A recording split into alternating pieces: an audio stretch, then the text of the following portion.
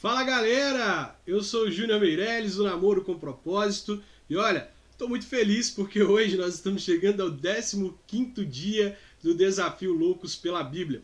Como é bom ter você por aqui, como é bom saber que você está aí persistindo, continuando firme no Desafio Loucos pela Bíblia. Me diz aí, Deus tem falado com você? Deus tem falado ao seu coração? Gostaria que você compartilhasse comigo um pouco daquilo que Deus tem falado ao seu coração. Não deixe de comentar, lá no vídeo do YouTube, você que está assistindo pelo Facebook, pelo Instagram, não deixe de ir lá no vídeo do YouTube, deixar o seu comentário, falar se Deus está te edificando, se Deus está te abençoando. Quero incentivar você que está pelo Instagram, ou você que está pelo Facebook, a irem para o nosso canal do YouTube e a assistirem por lá. Lá vocês podem comentar, lá vocês podem interagir com outras pessoas, e os comentários eles ficam de maneira mais acessível para que depois eu possa voltar lá para poder responder. Então você pode ir lá no chat do nosso canal do YouTube, e enquanto a live está acontecendo você vai interagindo com outras pessoas, e depois eu vou dar uma lida em todos os comentários que tiverem sido feitos por lá, tá bom? Hoje nós vamos orar pedindo a Deus que nos ajude a perdoar. Nós vamos orar pedindo ao Senhor assim: Senhor, nos ajude a perdoar. Gente, perdoar não é fácil. A gente tem que superar tantas coisas, tantas dores. Às vezes algo que nos fizeram foi tão difícil, foi algo que a gente teve tantos prejuízos, né? Uma pessoa nos faz algo, nos fere, nos decepciona, e aquilo gera tantos problemas pra gente, a pessoa não tem ideia dos problemas que gerou pra gente, e a gente é encorajado pela Bíblia a perdoar. No entanto, perdoar não é fácil. Mas nós veremos na história de José hoje que, apesar dele ter sofrido tudo que sofreu por parte dos irmãos, apesar dele ter sido abandonado, apesar dele ter sido rejeitado, apesar de ter sido lançado dentro de uma cova vazia, depois vendido como escravo para uma caravana de ismaelitas, lá na casa de Potifar, depois esses ismaelitas o venderam para a casa de Potifar, ele justamente foi parar na prisão, ficou esquecido na prisão. Ele teria todos os motivos do mundo para não perdoar, para poder ficar irado com o irmão, com os irmãos, fechar o seu coração e ir se matando aos poucos com o veneno da falta de perdão. No entanto, José decide perdoar. Por isso nós somos encorajados pela palavra de Deus a perdoar as pessoas, a liberar o perdão.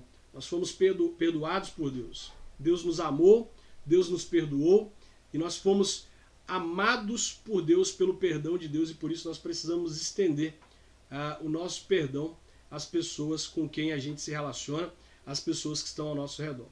Então vamos orar. Pai, em nome de Jesus, nessa noite nós oramos, Deus, reconhecendo a nossa dificuldade de perdoar. Nós reconhecemos, Pai, que nem sempre perdoar é um ato fácil. Muitas vezes, Deus, nós somos levados a tomar a decisão de não perdoar, de acreditar que se perdoarmos aquela pessoa, nós estaremos deixando ela livre daquilo que ela fez, e assim, Deus, ela sairia sem nenhum problema. No entanto, Deus, nós precisamos aprender com a história de José que o Senhor é um Deus maravilhoso e que nada fica impune diante do Senhor. Aquilo que aconteceu, aquilo que nos foi feito, certamente, Deus, foi uma semente que foi semeada, algo que foi plantado, e é tudo aquilo que o homem planta, Deus, num determinado momento ele vai colher.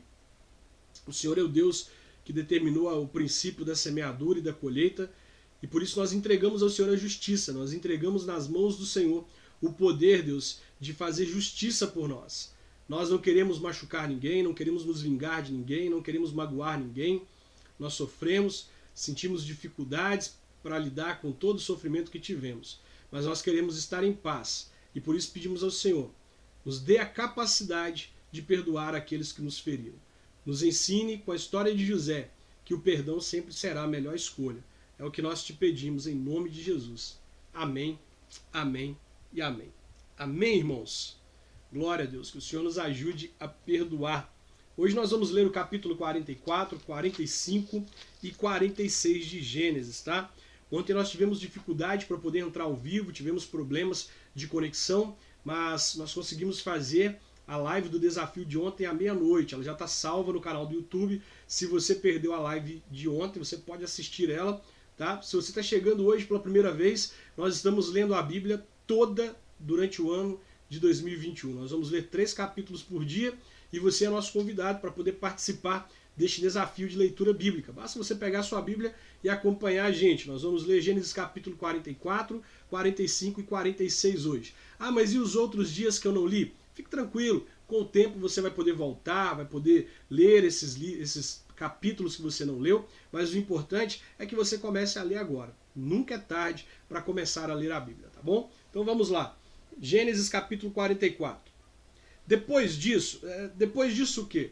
Depois de todo o sofrimento, né? Quando nós lemos Gênesis 37, a gente vai perceber lá que José, ele passa por aquela situação lá de ser achincalhado pelos irmãos, de ninguém acreditar nele, das pessoas zombarem dele, dizerem que aqueles sonhos dele não eram sonhos reais, enfim.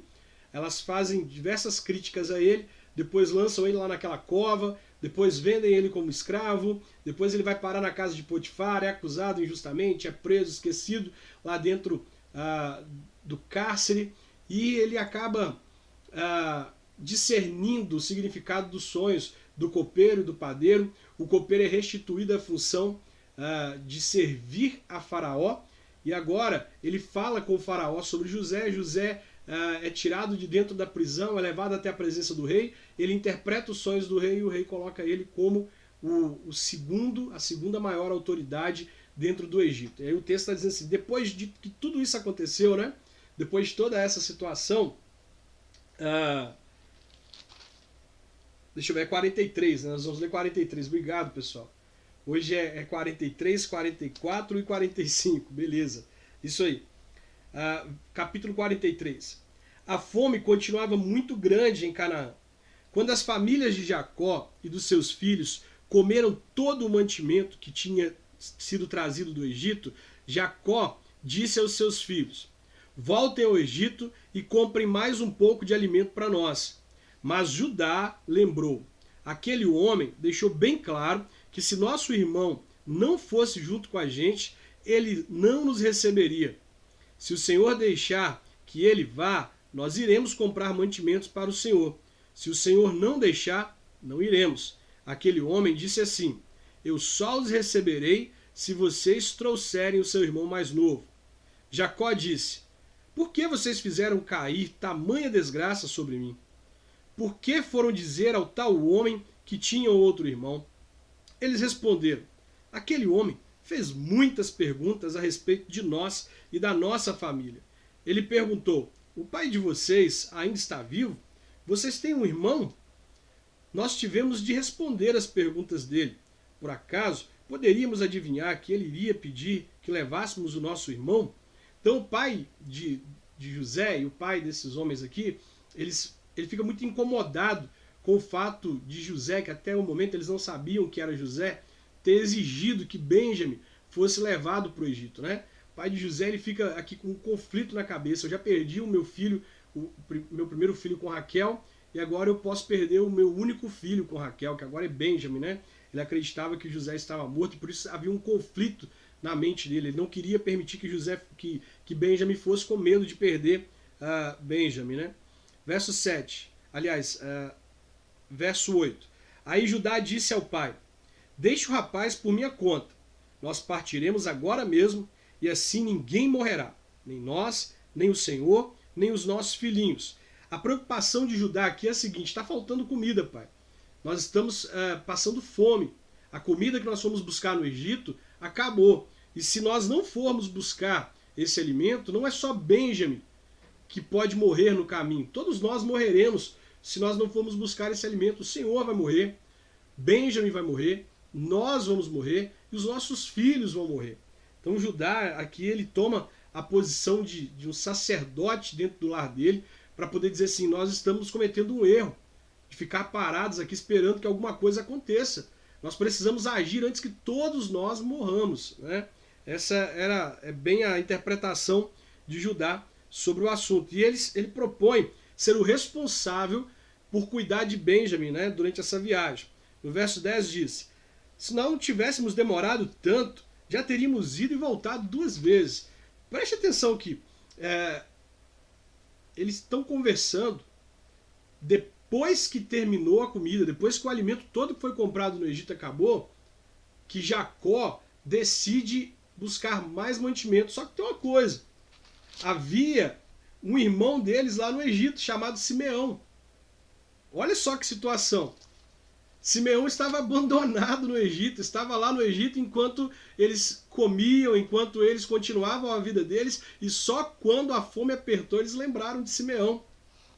O pai de José queria que os irmãos fossem ao Egito para poder buscar comida, mas eles nem citam Simeão, eles nem citam que ele estava lá, que ele ficou lá. Simeão provavelmente estava vivendo a mesma situação que José havia vivido naquele período em que foi abandonado, em que foi deixado pelos irmãos. Olha como Deus ele é o juiz da humanidade, ele é o juiz da terra. Nós fazemos as coisas contra as outras pessoas e nos esquecemos muitas vezes que o mundo gira. E enquanto o mundo gira, uma hora nós estamos lá em cima e outra hora nós estamos cá embaixo. Uma hora somos nós quem fazemos as coisas em direção aos outros. Outro momento as pessoas fazem na nossa direção. É a lei do plantio e da colheita. Nós semeamos, nós colhemos. E Simeão estava colhendo isso aqui agora. Ele estava lá, deixado no Egito. Todas as pessoas haviam esquecido de Simeão. Eles só estão buscando, só estão voltando lá porque falta alimento. Então o pai disse: já que não existe outro jeito, façam o seguinte: ponham nos sacos alguns presentes para aquele homem. Levem os melhores produtos dessa terra, um pouco de bálsamo, um pouco de mel, especiarias, nozes e amêndoas. Levem também o dinheiro em dobro, pois vocês precisam devolver a quantia que foi encontrada na boca dos sacos de mantimentos que trouxeram. Deve ter havido algum engano. Vocês lembram que no capítulo passado, os irmãos de José eles saem do Egito com os mantimentos e de repente um dos irmãos abre o saco no caminho para voltar para Canaã, e ele percebe que todo o dinheiro que ele havia levado para poder comprar os mantimentos havia sido devolvido, estava ali dentro do saco. E quando eles chegam em Canaã, eles vão abrir todos os sacos de mantimento, todo o dinheiro que cada um dos irmãos levou estava ali de volta, né? Nós vamos entender um pouco melhor aqui por que isso aconteceu, né? Levem o irmão de vocês e vão depressa encontrar-se outra vez com aquele homem.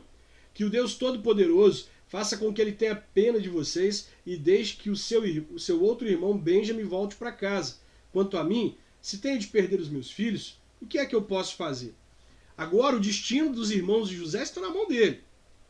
Ele era o mais moço da casa, depois nasceu Benjamim, mas ele era o menor, sonhava em ser rei sobre os irmãos e eles duvidavam dele. Agora, a oração de Jacó é para que Deus mova o coração daquele moço, sem saber que aquele moço era o filho, José. Assim os filhos de Jacó pegaram os presentes e o dinheiro em dobro e foram para o Egito levando Benjamim. Logo que chegaram, foram falar com José. Quando José viu que Benjamim estava com eles, disse ao funcionário administrador da sua casa: leve esses homens até a minha casa, mate o animal e prepare tudo, pois eles vão almoçar comigo hoje ao meio-dia. O administrador cumpriu a ordem e levou os irmãos até a casa de José. Quando chegaram lá, eles ficaram com medo e disseram uns aos outros: trouxeram a gente para cá por causa do dinheiro que da outra vez foi colocado de volta nos sacos de mantimentos. Com certeza eles vão nos atacar, vão tomar de nós os nossos jumentos e obrigar a gente a trabalhar como escravos. Assim que chegaram à porta da casa, disseram ao administrador: por favor, já viemos aqui uma outra vez para comprar mantimentos.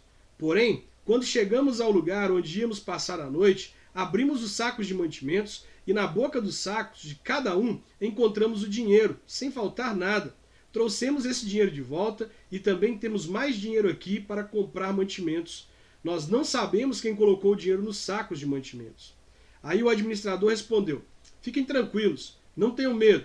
O Deus de vocês e do seu pai deve ter posto o dinheiro nos sacos de mantimento para vocês, pois eu recebi o dinheiro que pagaram.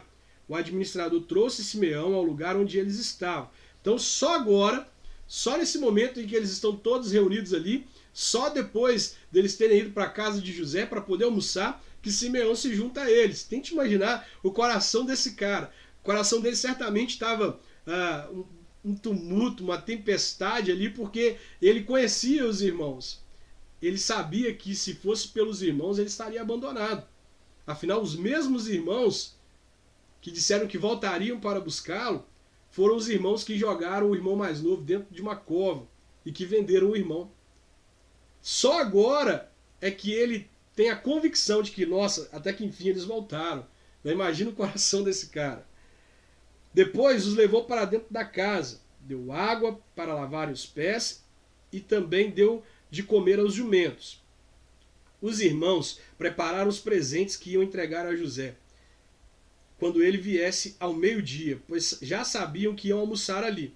Quando José chegou à sua casa, eles lhe entregaram os presentes que haviam trazido. Se ajoelharam na frente dele e encostaram o rosto no chão.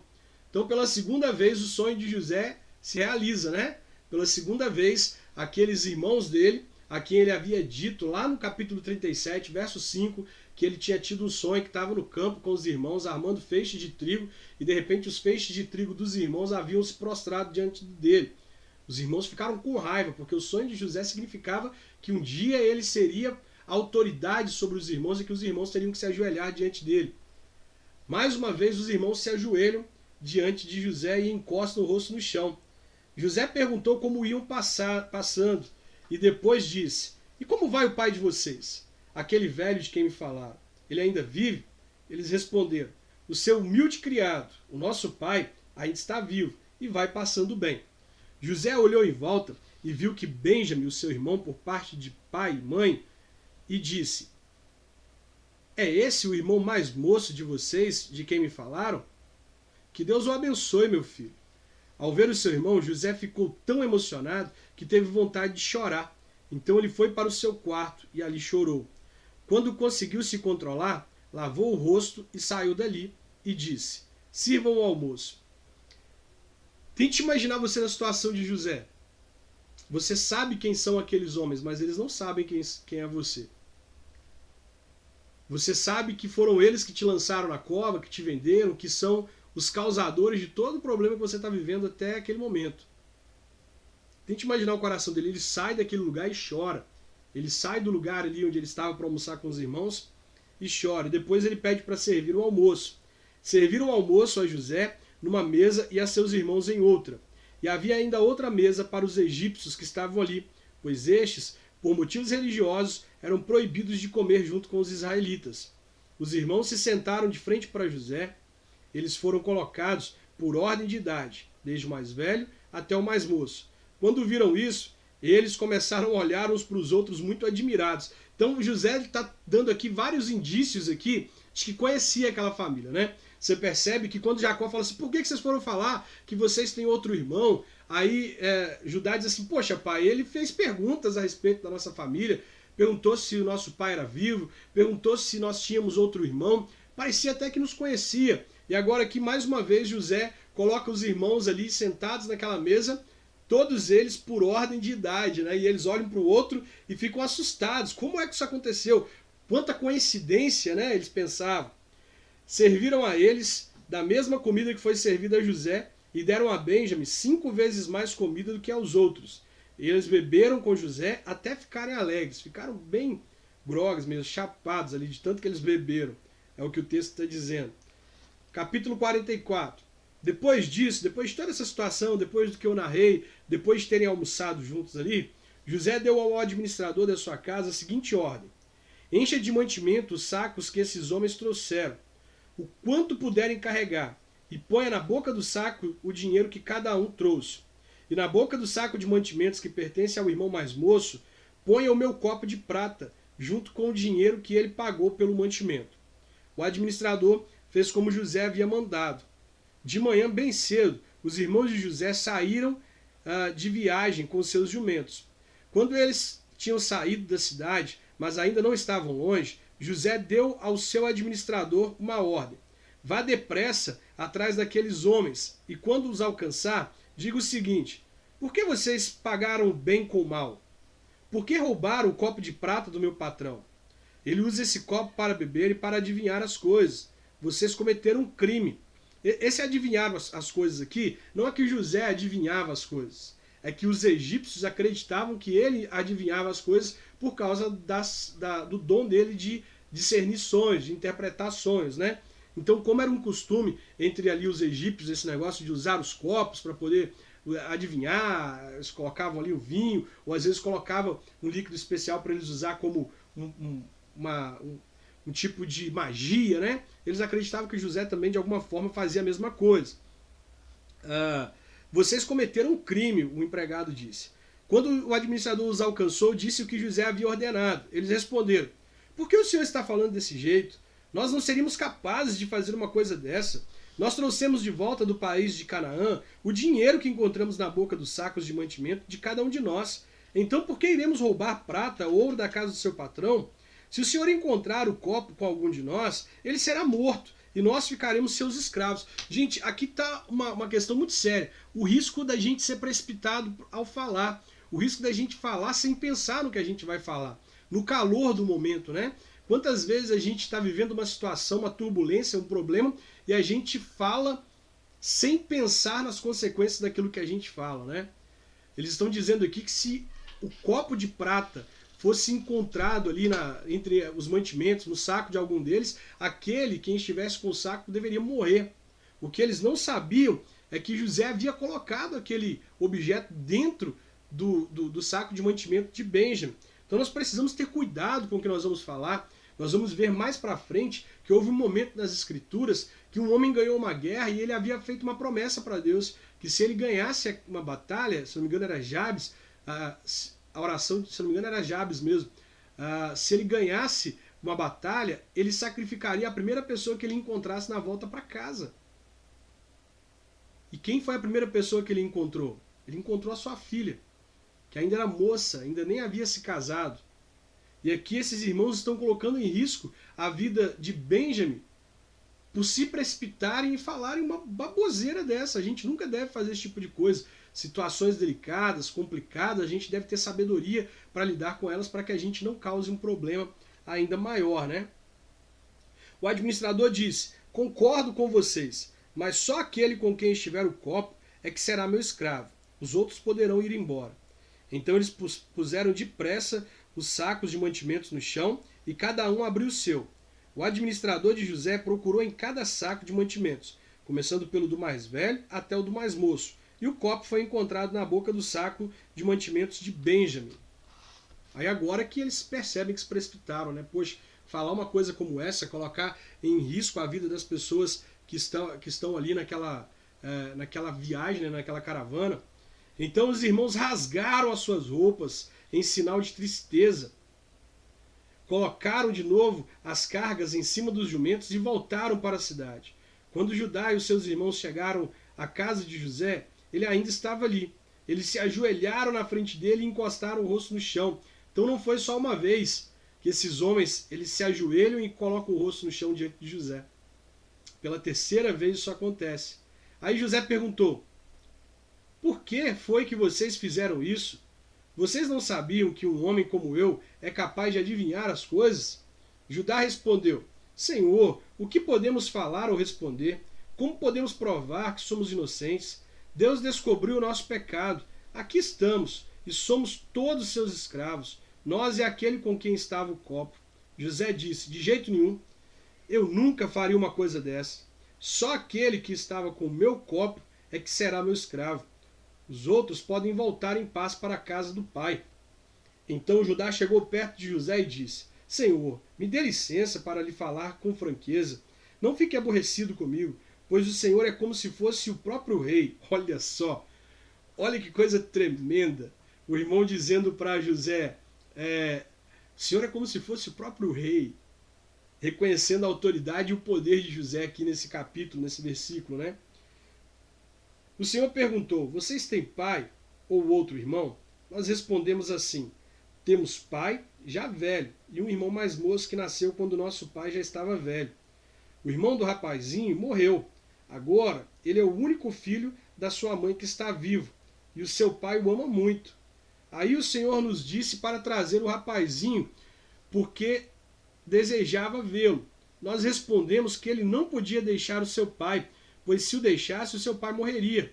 Mas o Senhor disse que se ele não viesse, o Senhor não nos receberia. Quando chegamos à nossa casa, contamos ao nosso pai tudo o que o Senhor havia dito. Depois ele nos mandou voltar para comprarmos mais mantimentos. Nós respondemos: não podemos ir, não seremos recebidos por aquele homem se o nosso irmão mais moço não for com a gente. Nós só vamos se o nosso irmão mais moço for junto. Então nosso pai disse: vocês sabem que a minha mulher Raquel me deu 2 filhos. Um deles já me deixou. Eu nunca mais o vi. Deve ter sido despedaçado por algum animal selvagem. E se agora vocês me tirarem este também, e alguma desgraça acontecer com ele, vocês matarão de tristeza este velho. Agora, Senhor, continuou Judá, se eu voltar para casa sem o rapaz, logo que meu pai perceber isso, vai morrer. A vida dele está ligada com a vida do rapaz, e nós seremos os culpados de matar de tristeza o nosso pai que está velho.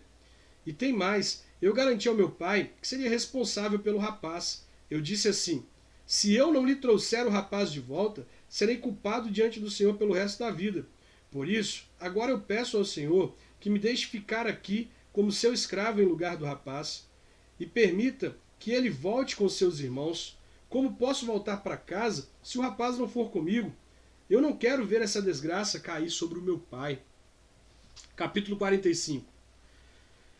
José não conseguiu mais controlar sua emoção diante dos seus empregados, de modo que gritou: saiam todos daqui! Por isso nenhum dos empregados estava ali quando José contou aos irmãos quem ele era. Ele começou a chorar tão alto que os egípcios viram a notícia e chegou ao palácio do rei. José disse aos seus irmãos: eu sou José, o meu pai ainda está vivo?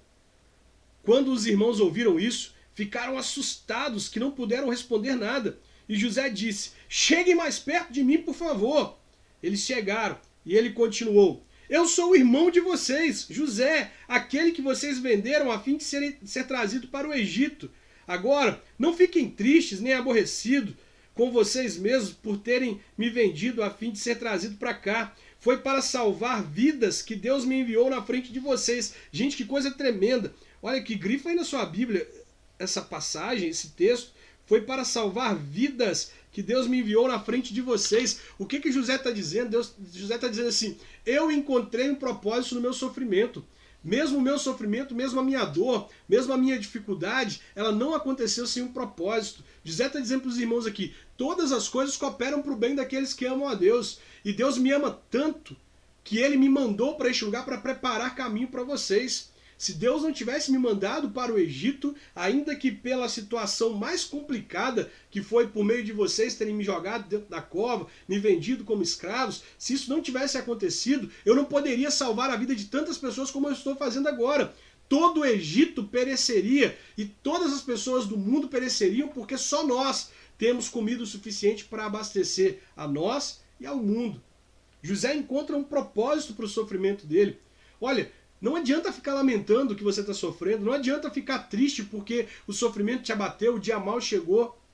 Se você ficar remoendo a dor, vai doer ainda mais, você vai sofrer mais, vai ficar ainda mais difícil para você suportar as adversidades e as dificuldades. O melhor que você pode fazer é tentar encontrar um propósito para o que está acontecendo. Para que você entenda que o seu sofrimento, ele não é em vão. Algo bom vai acontecer. Sabe, das nossas feridas, das nossas dores, sai poder para curar. E nós temos que crer nisso. A palavra de Deus diz que esse leve e momentâneo sofrimento que a gente está vivendo nem se compara ao peso de glória que nos está reservado.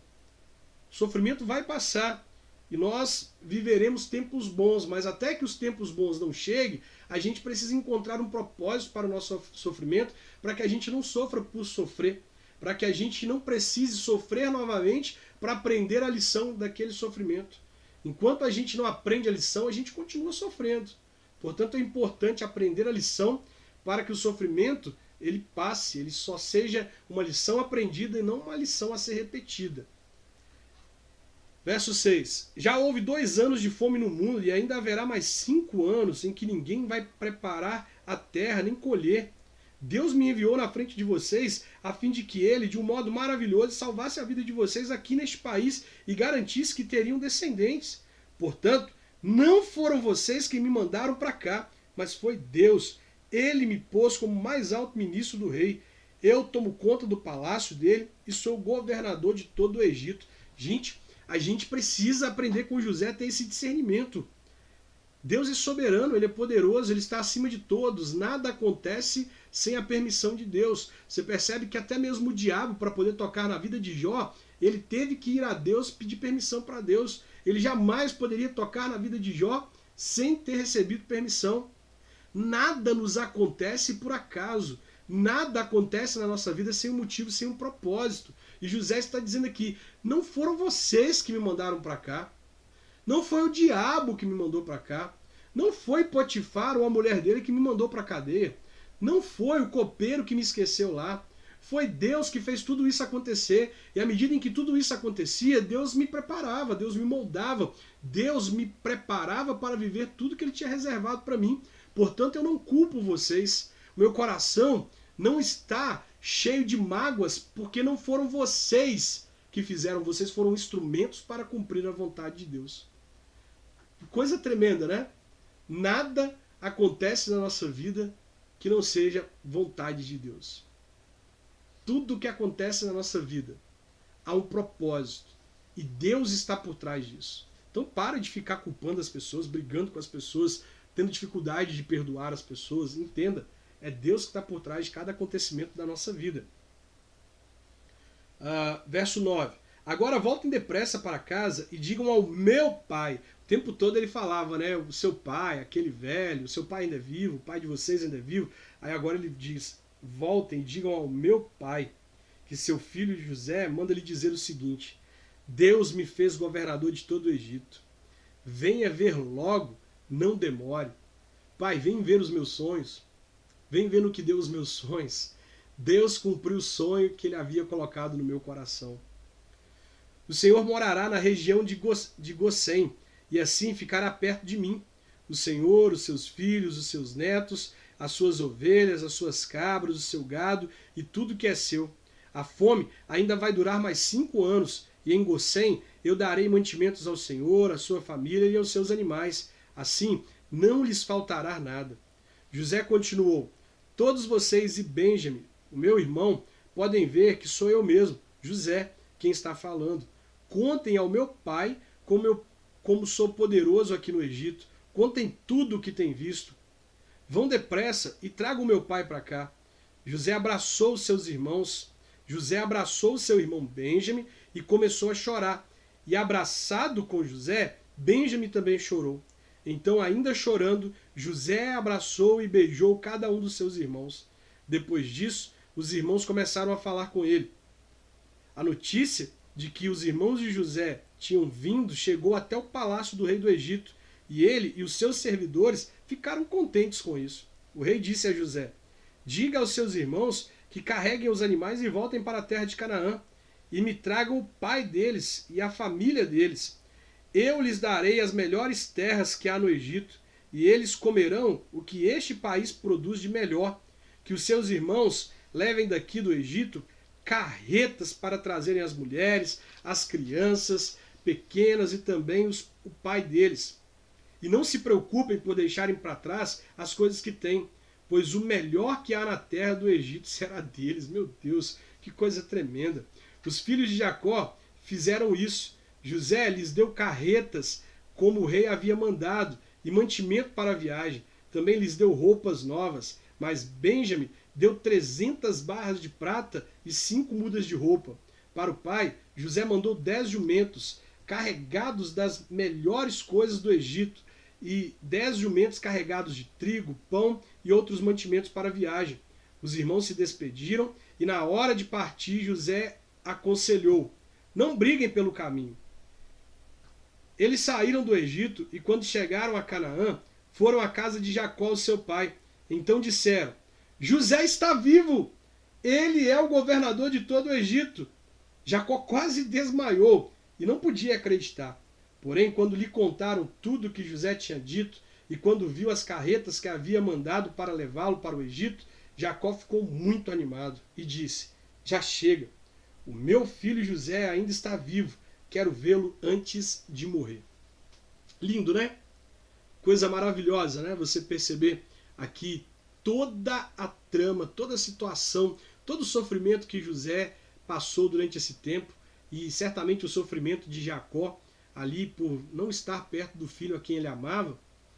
E agora aqui, José tendo a oportunidade de se vingar dos irmãos, tendo a oportunidade de fazer os irmãos pagarem por tudo que ele fez, José simplesmente diz, não foram vocês. José decide tirar o peso da culpa sobre a vida daqueles homens. José decide dizer para eles assim, bom, vocês tentaram mesmo fazer alguma coisa ruim contra mim, mas vocês foram só um instrumento de Deus. Eu jamais estaria aqui, sentado no trono, tendo condições de alimentar vocês, tendo condições de alimentar vocês, a família de vocês e os animais de vocês, se não fosse a cova, se não fosse os ismaelitas, se não fosse a casa de Potifar, se não fosse a mulher de Potifar, se não fosse a prisão, se não fosse o copeiro, se não fosse o meu sofrimento, eu jamais teria condições de poder ajudar vocês e salvar tantas vidas.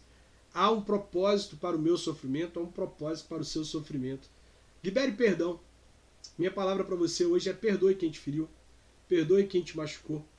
Entenda que Deus está por trás de todas as situações que nos acontecem. E se nós não perdoarmos, nós jamais compreenderemos o propósito pelo qual nós sofremos, o propósito pelo qual nós passamos por dificuldades.